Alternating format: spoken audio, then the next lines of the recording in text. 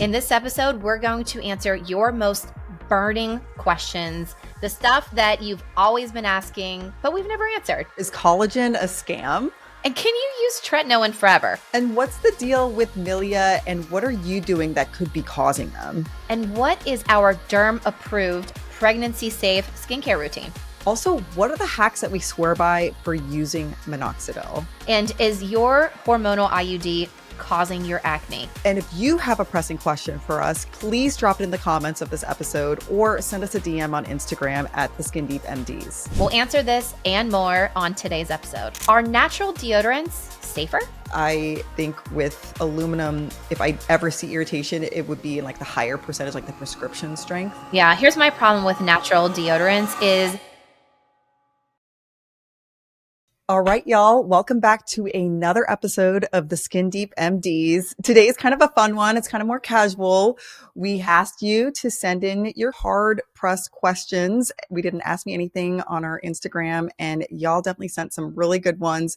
So we are here today to answer some of these, or a lot of these. Yeah. As social media dermatologists, every time I throw up an ask me anything, I literally receive thousands of questions. So y'all are obsessed with skin and skincare and skin health. And there's a lot of questions that keep coming up over and over and over that I thought, why don't we just do a whole podcast on it? Like we want you guys to have your questions answered, and we want to help you. And we'll be doing more of these. So keep a lookout for our Instagram channel and definitely send in your questions. Or if you just want to send a DM, you can totally do that too.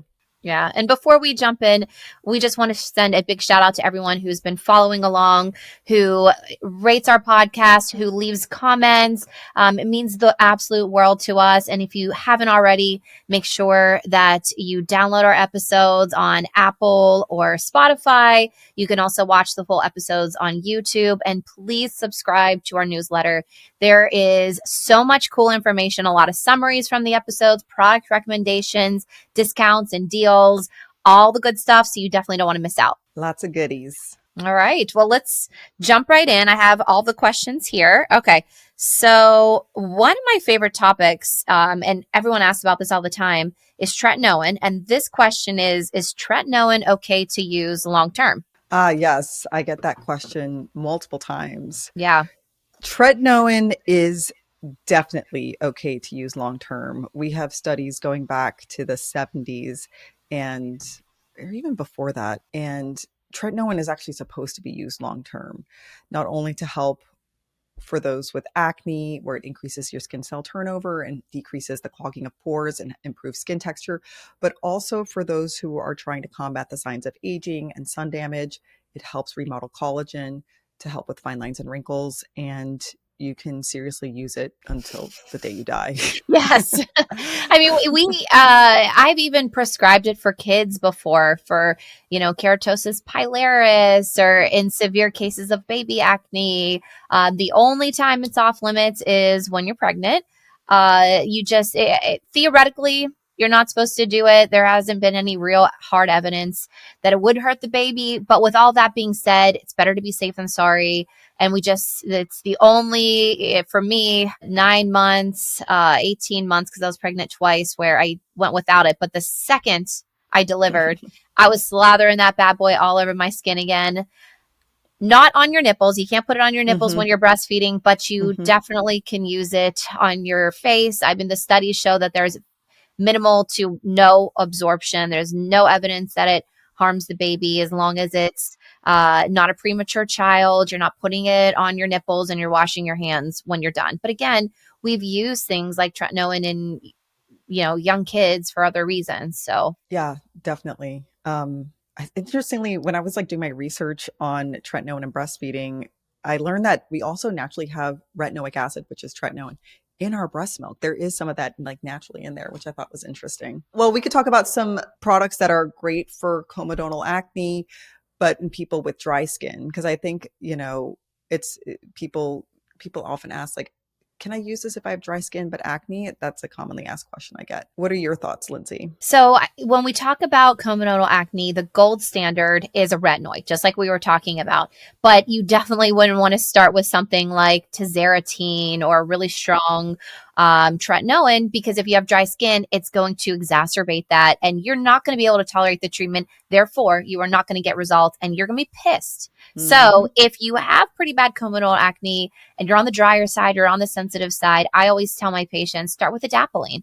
Mm-hmm. Adapalene is a retinoid, but it is on the lower side of irritability with still Mm-hmm. pretty good results. And my tips are you definitely want to realize that it's a marathon, not a sprint. So minimize the amount of days in a row that you are putting it on. So I tell people start out 2 to 3 nights a week, space those days out, apply with a moisturizer. If you're still dry with it, do a retinoid sandwich, moisturizer, retinoid, moisturizer, and avoid the areas that you get extra dry and sensitive and flaky from it. So that tends to be around the nose, maybe around the eyes, around the lips, on the lower face. So either avoid those areas or pre-treat with something like Vaseline and occlusive petrolatum to make sure that those areas aren't getting overly used or too much retinoid on it. Yes. No, I love that. Pretty much all skin can use a retinoid. It's just a matter of using the right one and using the right technique for it. And in terms of other supportive ingredients that I like for people who are prone to dry skin, like you said, moisturizer. I say look for moisturizer with also with niacinamide that can help with comedones, hydrating cleansers, Mm-hmm. and even like CeraVe makes active cleansers that have ceramides in them. So there are cleansers that can still help with comedones, like things with salicylic acid that also have hydrating ingredients. And if you want to like help with texture, I've been a big fan too of like polyhydroxy acids, which is hydrating as well as very gently exfoliating. So some other dry skin friendly products to help with texture and blackheads and whiteheads. All right, next question. What is the best collagen for improving skin? Or is it a scam? Okay, let's see. You think they're referring to oral collagen? I think we talk about both. Is Yeah. oral collagen effective for your skin? And is topical collagen effective for your skin? What's the deal? Is it a scam or is it legit? It's a very controversial topic, so it's definitely a great question. And I think that it's great that we're dividing into two topics because they both do different things. So with oral collagen, it's like a supplement, whether it's a liquid or a powder that can potentially be thought to help improve skin hydration, skin collagen production, texture. And it's interesting because most of the studies that are out there that are kind of decent, they're from companies that make collagen. So there's this inherent bias and it's hard to completely trust all of these. Um, I definitely am a fan of collagen. I think the evidence is pretty good for things like joint health and other aspects of our body that use collagen, whether it's like our ligaments and whatnot. But for skin, like I said, it's still a little bit controversial. For me, the type of collagen or the company, I guess, that has the best evidence, we still have to take it with a grain of salt because it's from the company, is a type of collagen called Verisol, Verisol, and there's different brands that incorporate Verisol collagen. So I think that it could do something, but I wouldn't be like, you have to buy it. It's part of your anti-aging skincare routine. Yeah, I think it's one of those things that's a great addition on, but if you're not using a retinoid, you're not using sunscreen, don't expect miraculous results. But with that being said, I definitely have incorporated it because it's low risk. There's, no side effects. It helps with other things in your body. And I know tons of cosmetic celebrity dermatologists who believe in this stuff. And so that's something that I'm on the board with. I mean, I don't necessarily like push it on all my patients, but if they ask, is it worth it? Can I add this on? I say, well, as long as the rest of your skincare routine's checking out, yeah, throw it on. Yeah, I don't think that it should be dismissed. I think that there's definitely compelling things with oral collagen. This is what's interesting about topical collagen is it used to be thought that topical collagen was too big to get into the skin. And that was true. But more and more brands that I trust, that I've met the scientists, I've met and worked with R&D, are coming out with collagen that is different. Yeah, what do you think about topical collagen now versus before? I completely agree. It depends on what the collagen is, like how large the molecule is. Are they using small peptide, like are they using small collagen peptides versus like larger collagen molecules? Small collagen peptides can potentially penetrate the skin. I do think that you don't need to dismiss collagen altogether, topical collagen, even if it is a larger molecule, because it makes a great humectant. It can provide a really nice hydrating effect. I think those masks, like those collagen masks, are an amazing humectant. Like you have the occlusive effect of the mask and you're getting that beautiful hydration. So I think that there's a role, but I don't expect, um, when if it says collagen on on like the skincare product, that is automatically going to increase your collagen. You got to look at like the specific type of collagen that's in the ingredient list. So I think topical collagen, the answer is it depends. It depends on the brand, what products or what ingredients they use, and what your goal is. Okay, next question. How do you get rid of milia? That is so embarrassing. Okay, when you have milia, the number one question you should be asking is, are you causing it? Okay, so a lot of the Mm-hmm. time it has to do with the products that you're using on your skin and what your skin type is. So if you're using something super occlusive on very thin skin, like the eyelids, that can make your skin prone to milia. And milia are these tiny little balls under the skin. They're tiny little cysts, and they're really frustrating, but they're benign. They're easily fixable. So number one, stop what you're doing that could be occluding the skin. And number two, you need to make sure you're exfoliating your skin. So a lot of the time it's because you're maybe under exfoliating, or you could be over exfoliating. I know it's tricky and that's annoying to hear, but if you're overdoing it, you're destroying your skin barrier and your skin barrier is not healthy. So milia can be occurring. Or if you're under exfoliating, you're having too much buildup on the skin and it's creating these little milia. I know it's almost like sometimes it could be a reaction to like trauma, like we see milia and scars and whatnot. But I totally agree. You want to make sure you're looking at what you're doing. And sometimes they can happen for no rhyme or reason. And that's really frustrating. Some people are just naturally prone. It's interesting, milia is not acne. It's a buildup of keratin under the skin, but it's different from acne. And I tend to see it in people who have more dry skin. I will also see it in women as they get older. So like more dry skin. And yeah, it can be frustrating. And honestly, the fastest way to get rid of it is to have it manually extracted. We Yeah. recommend going to a professional for that because you could potentially do some damage. But if you can't go in and see somebody to manually extract, then like you said, exfoliating, making sure you're also on like a retinoid to help with the healthy skin cell turnover. I love extracting a good milia. Oh, Like, so good. so good. All right. So What else? satisfying. What else do we got here? Okay, we get this question a lot, which we will always continue to address because as moms, this is, a topic near and dear to our hearts is what is a good pregnancy safe skincare routine and what products did we love as dermatologists? Yeah, that's always such a commonly asked question, understandably so, because we always want to make sure that we're doing all the right and healthy things while we're pregnant, because it's already stressful enough with everything else we have to avoid, right? Like it's like deli meats or Yeah, sushi and not too much sushi. caffeine and all this stuff. Yeah.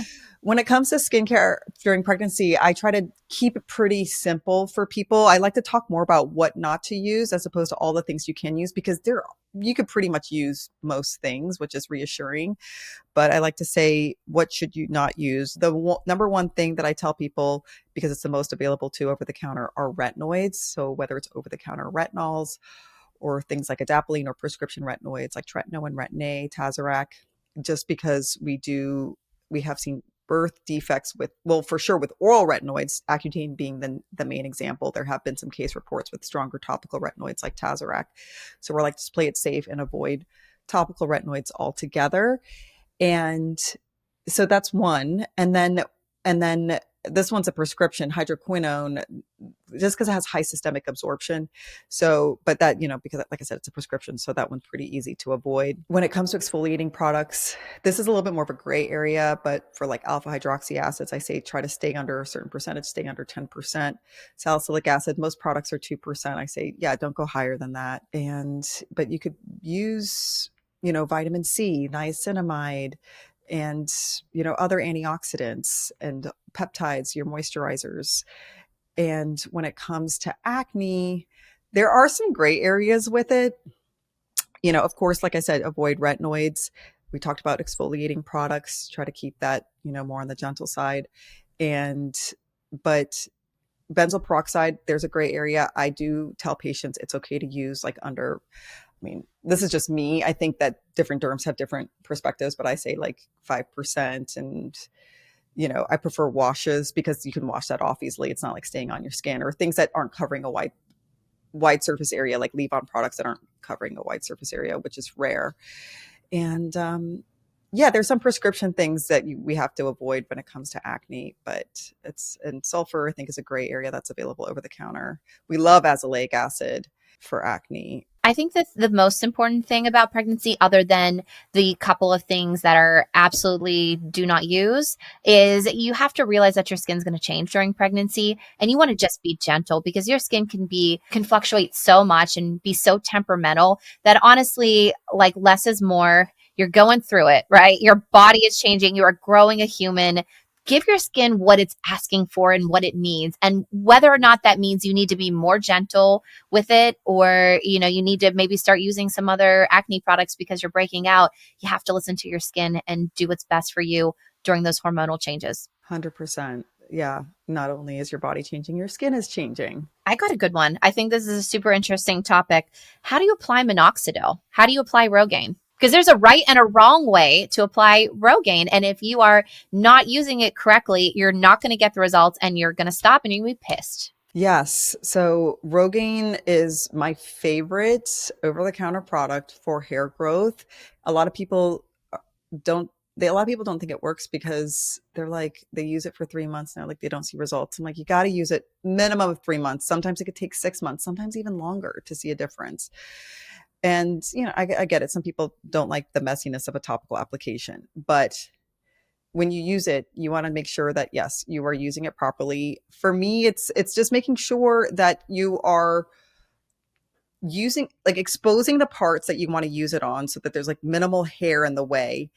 And there's different forms. There's foam, there's liquid. Like if it's a liquid, you could apply directly on it. With a foam, I like to apply it like on a little brush if you have access to it, and it A makes it so makeup much brush, like a makeup apply. brush. Yes. Yeah. Or like So an that way eyelash it's not super spoolie. messy. Yeah. Yes. Yes. Cause I know it is over. Yeah. It's annoying. That's the thing about topical products. It can just get messy and annoying, but it could be more targeted with a little brush, and yeah, just gently apply it to the areas with less hair. These are my 3 hacks that I swear by as a dermatologist when I'm applying minoxidil, because I've used it too. So one is you have to be consistent. You have to use it at least once or twice a day. 2, if you want it to be effective, you need to be using at least the 5% minoxidil. It doesn't matter if it's the brand name Rogaine or not, and don't fall for the women's pink tax. So there'll be a women's Rogaine. It will say it's $50. There'll be a men's one or a generic one. It'll be 30. It's all the same. Don't fall for that marketing scam. And 3, I always prefer the foam over the solution because it's less irritating and a little Mm-hmm. easier to put in. Yes. Are there Yes. any hacks you Super. swear by for using Rogaine other than the makeup brush? I do always warn people, side effects are rare. I mean, the irritation can happen more likely with the solution, but there is still a chance that you can get some systemic side effects. It's super rare. But people can get facial hair growth, and there's 2 ways that can happen. One is if it's like on their pillow and they're consistently rubbing their face on it. But with systemic absorption, it's possible to get facial hair growth. I don't know what the percentage is. I think it's like 1 or 2% or even less. I fall into that unfortunate statistic. Even with 2% minoxidil, I grow a Mhm. little mustache. Oh no. Yeah. So just a heads up on that, but hopefully you're not in that very, very minor statistic. And I had one patient, interestingly, who reported ankle swelling. So ankle swelling is something we could see with oral minoxidil, also super rare, like I would say under 4%. But I had one patient get ankle swelling. So, just something to keep in mind. And don't use it during pregnancy. And 2 more things before we close this topic, which is uber, uber, uber important. If you have pets, keep your Rogaine, your minoxidil away from your pets because it's toxic to your little friends. Shouldn't be a problem. Just, put it on your scalp, let it dry, and wash your hands when you're done. And then this is all over TikTok, so I think we need to address it, is people are using a derma roller to with their Rogaine to make it more effective. And that actually is legit, but you have to be very careful with it. Make sure you're sanitizing it. You're using, alcohol to clean it when you're done. And it's just going to help with the penetration of the minoxidil and make it just a little bit more effective. It's not make or break, but it can add that little extra oomph if you're looking for hair growth. Okay, next question.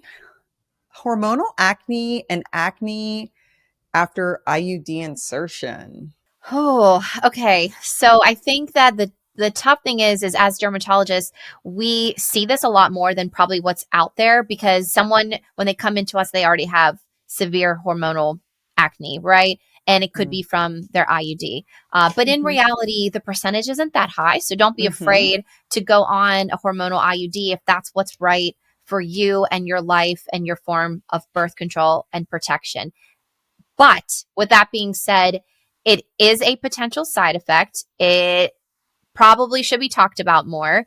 And you do have to treat it. You have to counteract that hormonal imbalance, unfortunately, with a systemic medication. In my professional opinion, I've seen this a million times. There is no topical that is really going to help when systemically you have this imbalance because these IUDs only have progesterone in them and they're not balanced out with something like estrogen. So you would need something to counteract that. And I have very, very good success with using spironolactone in these women. Mm-hmm. Yeah, I love spironolactone for progesterone related IUDs. And there's also a couple of different IUDs out there. There's some with like the Mirena has a certain amount of progesterone, and there's other ones that have a lower amount of progesterone. So that's something to look into if you still really like the IUD form of birth control. There's something like Skyla with a lower amount that may be helpful. It may not. There's also the copper IUD that itself can come with its other issues. So there's trade-offs because with the Yeah. progesterone IUD, it also kind of decreases your periods, and people love that. Mm-hmm. Another thing that I also find interesting too, when people go on an IUD or get an IUD, oftentimes they may be stopping their oral contraceptive, and their acne flare could be more so related to that. Is like their body was so used to whatever the hormones were when they were on that. So sometimes it's hard to say. And for situations like that, I just say you got to like wait it out, give it at least 6 months. It could be even longer because bodies take kind of a while to calibrate. But yes, you're right. Like people who get acne from progesterone, it's a powerful force, and that's hard to just tackle with topicals alone. And when people are like, I want to get to the root cause of my acne, I'm like, get the IUD out then. Yeah. So yeah, sometimes that's what it comes to. I always try Hmm. to do everything I can Of before that. course. Yes, of But course. I wouldn't say don't get an IUD because you're scared of getting hormonal acne. It's a possibility. But if you already struggle with it, I would talk to your OB-GYN about other options. Totally. I completely agree. Yeah. The statistics are really low. It's funny because like I even talked to my OB and they're like, oh, it's not really, it's not really playing a huge role with acne. And if you ask derms, they're like, oh my God, it's playing such a huge Yes, role with acne. We exactly. get Because such we're a biased. bias. We're so Yeah. biased. Like everyone with acne comes to us. So, Right. but there's Right. like millions of people with Right. IUDs who don't have acne. So, Right. don't worry. So I'd probably listen to the OB-GYNs on that one, but it is an important side effect to be aware of. All right. This is my favorite topic to talk about. Okay. Especially because you and I live in the South, Uh-huh. where it is hotter than Satan's armpit. Yes. Favorite deodorant I is knew you were going to ask natural that. better. Oh, yes, yes. Oh my gosh. I know, such a hot topic because there is such an inherent fear of aluminum in deodorants. And it started like back in the 70s, okay, where there was, and I don't know if it was in a study that showed that, like, oh, could aluminum increase your risk of breast cancer? And there was another potential study or thought that it could increase your risk of Alzheimer's. And fortunately, since then, both of those ideas have been debunked with multiple studies and have also been backed by the World Health Organization, with the breast cancer, like the Susan G. Komen Foundation, American Cancer Society, the Alzheimer's Association. So this fear is still ingrained in our society. It's unfortunate because deodorants with aluminum are so much more effective. My only situation where I don't recommend deodorants or antiperspirants with aluminum are if people are irritated by the aluminum, which is rare. it can happen. I definitely see way more cases of irritation from natural deodorants that have certain fragrances or certain other additives in it.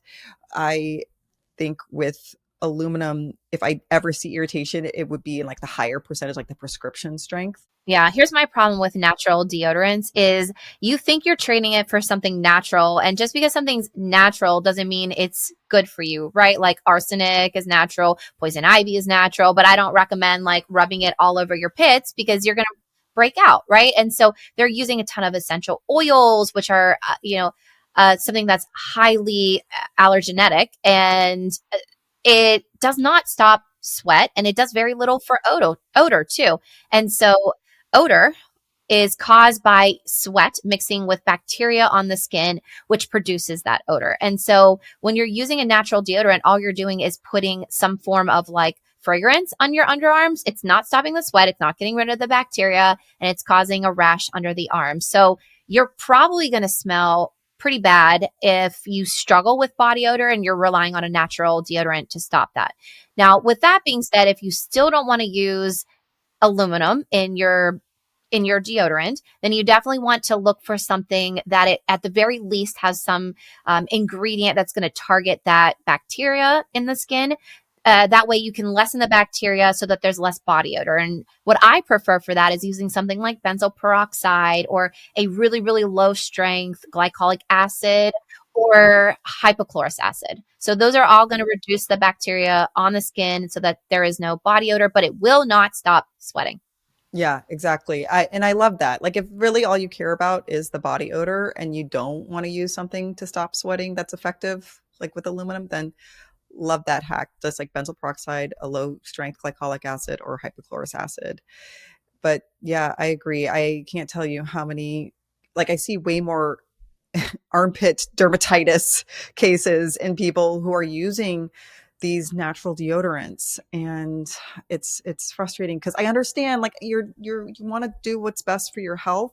I totally get it, but it's potentially causing more issues than good. So So at the end of the day, if that's what you want to do, you're not having problems with it, then you do you, boo, but you will not catch a dermatologist applying natural deodorant. You just won't. And with that being said, we literally had 100 questions and we've gone through like six because that's why we're on a podcast, because we are Gab Central here. But please continue to submit your questions. We promise we'll try to get to more. I really enjoyed doing this episode because we are responding to you, to our listeners, to our followers, to people who support us. So keep submitting your questions. Be sure to tune in every Tuesday. We're always going to drop a new episode on Tuesdays. Be sure to give us a 5-star rating. We would love that. Download our episodes. You can find us on Apple Podcasts. You can find us on Spotify, and you can watch everything on YouTube. We also have a newsletter. Be sure to follow along for all the deets. yes, lots of goodies. Yes, we're at the Skin Deep MDs. Don't be afraid to send us a DM. We will read it. Don't worry.